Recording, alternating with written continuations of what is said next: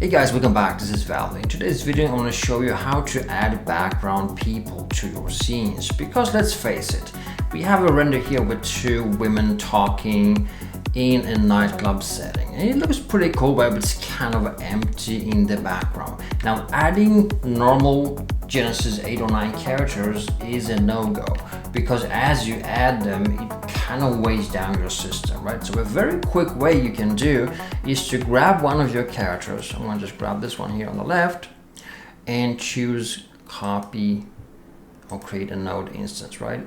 Now that we have her copied, we can move her around the set and just place her. Now she behaves exactly as the original, so I recommend you rotate her so that you get a kind of sense of an additional character, right? But this is kind of limited though, because it's the same pose, right? And you can do the same thing with the other character. This is Tower 9, so let's grab her and create a node instance, and then we can move that also into place. So the problem then becomes that, well, it looks like we have populated the scene, right? But they look exactly the same. And in order to have maybe background dancers, you would need to have a proper Genesis 8 or 9 character and then possibly duplicate them, all that, right? But that takes a lot of time and effort. So let me show you a really cool and fast way. So I'm gonna introduce you to my new package called Instant Extras, and in this case I have Nightclub Released, Dancing Women, and Volume 1, right? And we have 4 medium resolution characters that are pre-made and very quick to add.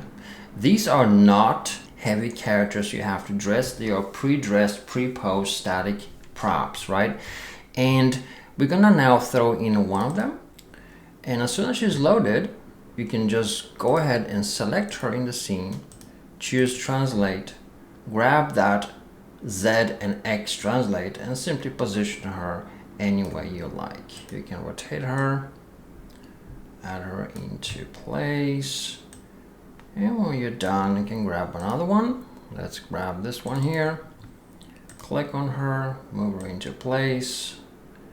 We can have her dance pretty close. I'm gonna just rotate her slightly to watch the camera, right? Then I'm gonna add a couple more.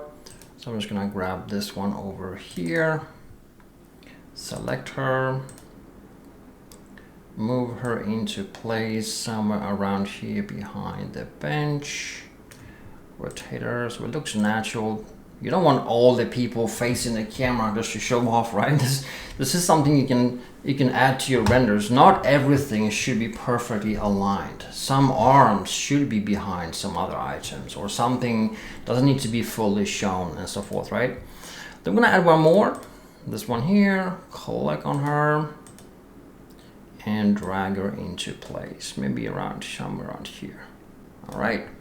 And so just here showing from top-down view in perspective view, one thing you can do and should do is to, because when you add more people to your scene, the scene automatically becomes a little more cluttered, right? So on your camera view, you want to have something called depth of field on, right? And set that focal distance to their eye level or faces. Then once we go back to the camera view and engage NVIDIA Our Preview, it looks like something like this, right? So we are seeing the silhouettes of lights here in the scene, but you can already see that this scene feels more vibrant and alive when we're using these fast instant extras, right?